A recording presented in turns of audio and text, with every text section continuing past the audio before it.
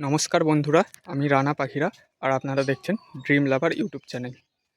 আজকে আমি আপনাদের সাথে যে বিষয়টি নিয়ে আলোচনা করতে এসেছি সেটি হলো আপনারা এই গ্রীষ্মকালেও আপনাদের বোগেনভিলিয়া গাছ থেকে এত সুন্দরভাবে কী করে ফুল পাবেন, সেই বিষয়টি নিয়েই আজকের আলোচনা।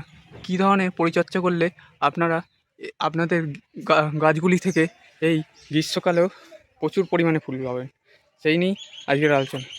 তো বন্ধুরা, চলুন ভিডিওটি শুরু করা যাক। দেখুন বন্ধুরা, আমার এই গাছগুলো প্রায় প্রত্যেকটি গাছেই কত সুন্দরভাবে ব্লুম করে আছে এবং এই গাছগুলোর আমি কি পরিচর্যা করছি সেইটি আজকে আপনাদের সামনে তুলে ধরব। প্রত্যেকটা গাছে দেখুন ফুলে ভরে আছে। আমি ফুল যে কাটবো সেই সুযোগটুকুও পাচ্ছি না, এত পরিমাণ গাছগুলোয় ফুল আসছে। এটি আমার সেকেন্ড ব্লুম চলছে। ফার্স্ট ব্লুম শেষ হতে না হতেই গাছগুলি আবার ফুলে ভর্তি হয়ে আছে। এবার জেনে নেব আমি আমার এই গাছগুলিতে কী ধরনের পরিচর্যা করছি। সবার প্রথমে 1 নম্বর পয়েন্ট, গাছগুলি আমি যেই জায়গায় রেখেছি সেই জায়গায় প্রায় 6 থেকে 8 ঘন্টা রোদ পড়ে। আপনারাও আপনাদের বোগেনভিলিয়াগুলো যে জায়গায় রাখবেন সেই জায়গায় যেন মিনিমাম হলেও 4 ঘন্টা রোদ আসে, তবেই বোগেনভিলিয়া গাছে আপনারা ফুল পাবেন এরকমভাবে। না হলে আপনাদের গাছে ফুল হবে কিন্তু খুবই অল্প পাবে। তাই রোদ বা সূর্যের আলো একটি গুরুত্বপূর্ণ ভূমিকা পালন করে এই বোগেনভিলিয়ার ফুল ফোটানোর ক্ষেত্রে। দ্বিতীয়ত, আমি এই বোগেনভিলিয়া গাছগুলোয় প্রায় সব গাছগুলোতেই মিক্সড খাবার প্রয়োগ করেছিলাম প্রায় 1 সপ্তাহ আগে। এই মিক্সড খাবার কিভাবে বানাতে হয় সেটি নিয়ে চ্যানেলে ভিডিও আছে, আপনারা সেই ভিডিও দেখে এই বোগেনভিলিয়ার স্পেশাল মিক্সড খাবার বানিয়ে নেবেন। সেই মিক্সড খাবার দেওয়ার ফলেই গাছগুলি যেমন ফুলে ভর্তি হয়ে যাচ্ছে, তেমনই প্রচুর পরিমাণে ব্রাঞ্চও আসছে। দেখুন গাছগুলিতে প্রচুর পরিমাণে ব্রাঞ্চও আসছে। তো আপনারাও এই মিক্সড খাবার আপনাদের গাছে প্রয়োগ করুন। তৃতীয়ত বলি, আপনারা এই গ্রীষ্মকালে বোগেনভিলিয়া গাছে অবশ্যই জল দেবেন, কারণ জল টান করে রাখলে গাছ ঝিমিয়ে গিয়ে মরে যাওয়ার সম্ভাবনা থাকে এবং যদি গাছে ফুল বা ব্যাক এসেও থাকে সেগুলো সবই ঝরে যাবে। তাই আপনারা নিয়মিত এই বোগেনভিলিয়া গাছগুলিতে জল দেবেন। দরকার হলে দিনে 2 বার করে জল দেবেন, তবু জল টান করবে না। আমি এই গাছগুলোতে প্রতিদিন জল দিয়ে থাকি। দেখুন আমার গাছগুলোর সবগুলোর মাটি এরকম ময়েশ্চার অবস্থায় আছে। প্রতিদিন সকালে আপনারা জল দেওয়ার চেষ্টা করবেন, কারণ সকালের জল দিলে গাছটি সেই জলটি কাজে লাগিয়ে তার পাতায় সকাল থেকে এনার্জি এবং খাবার সঞ্চালন করতে পারবে। তাই আপনারা জল স্কিপ করবেন না। অনেকে বলে গাছে জল না দিয়ে ফুল ফোটানোর জন্য, কিন্তু আমি সেই পক্ষপাতী নয়। আমি চাই গাছ তার নিজের ইচ্ছামতো ফুল দিক এবং তার জন্য আপনারা বিভিন্ন ধরনের খাবার প্রয়োগ করতে পারেন। এরপরে 4 নম্বরে আসি, আপনারা যদি মিক্সড খাবার প্রয়োগ করতে না চান তাহলে আপনারা কলার খোসাকে ভিজিয়ে সেই জল গাছে প্রয়োগ করুন এবং কলার খোসা যদি না থাকে তাহলে আপনারা পেঁয়াজের যে খোসা হয় সেই পেঁয়াজের খোসাকে ভিজিয়ে একদিন রেখে যে লিকুইডটা হয় সেই লিকুইডের সঙ্গে আরও 10 লিটার জল মিশিয়ে এই গাছগুলোই প্রয়োগ করুন।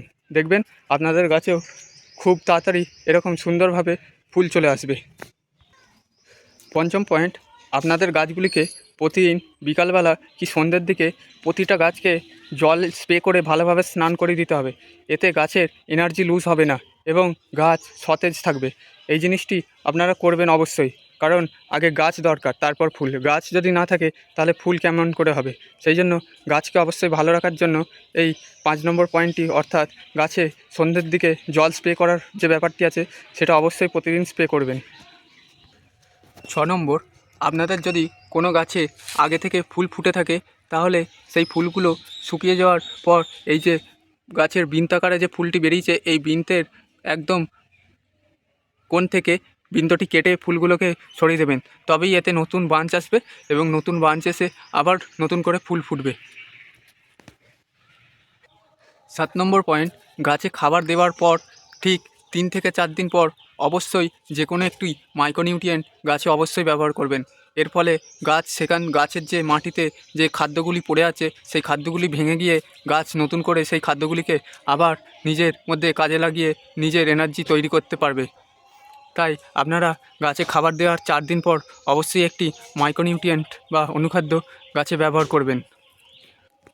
আর 8 নম্বর পয়েন্ট, গাছে যদি আপনাদের ফুল থাকে তাহলে সেই ফুল থাকা অবস্থায় গাছে ফাঙ্গিসাইড অথবা পেস্টিসাইড কোনোটাই আপনারা প্রয়োগ করবেন না।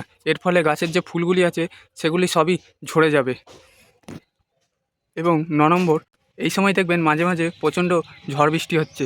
আপনাদের যে ছোট ছোট গাছগুলি আছে সেগুলি ঝড় বৃষ্টির কারণে ডাল ভেঙে যেতে পারে, এবং প্রচণ্ড বৃষ্টি যদি এই গাছের গোড়ায় জমে তাহলে গাছের শেকড় নষ্ট হয়ে যাওয়ার সম্ভাবনা আছে। তাই আপনারা ঝড় বৃষ্টি থেকে প্রথম 1 বছর গাছগুলিকে একটু সরিয়ে রাখবেন, তাহলেই দেখবেন আপনার গাছগুলি একদম ফুলে ভরে উঠবে। 10 নম্বর, বোগেনভিলিয়ার মাটি অবশ্যই ওয়েল ড্রেনেজ বানাতে হবে, কারণ জল দেওয়ার সাথে সাথেই যাতে জল বেড়ে যায়, কারণ সামনেই বর্ষাকাল আসছে। সেই সময় যদি বোগেনভিলিয়ার মাটিতে জল জমে থাকে তাহলে তার শেকড় পচে যাওয়ার সম্ভাবনা থাকে এবং গাছ নষ্ট হওয়ার সম্ভাবনা থাকে।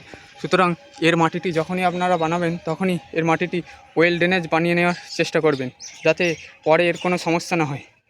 তাহলেই দেখবেন আপনারা এই গাছ থেকে খুব ভালো পরিমাণে ফুল পাবেন। বন্ধুরা, এই তো গেল বোগেনভিলিয়ার পরিচর্যা। এই সামান্য কয়েকটি পরিচর্যা করলেই আপনারা আপনাদের গাছ থেকে সারা বছর এইভাবে ফুল পেতে পারেন। তো বন্ধুরা, ভিডিওটি যদি আপনাদের একটুও ভালো লেগে থাকে অথবা কিছুটা হলেও ইনফরমেটিভ মনে হয়ে থাকে তাহলে চ্যানেলটি অবশ্যই সাবস্ক্রাইব করবেন এবং পাশের যে বেল আইকনটি আছে সেটি অবশ্যই ক্লিক করে রাখবেন, যাতে এই ধরনের বাগান সংক্রান্ত যে কোনো ভিডিও আমি ছাড়ি এবং সেটি সবার আগে আপনাদের কাছেই পৌঁছে যায়। আর এইভাবেই আমার পাশে রাখবেন। ধন্যবাদ।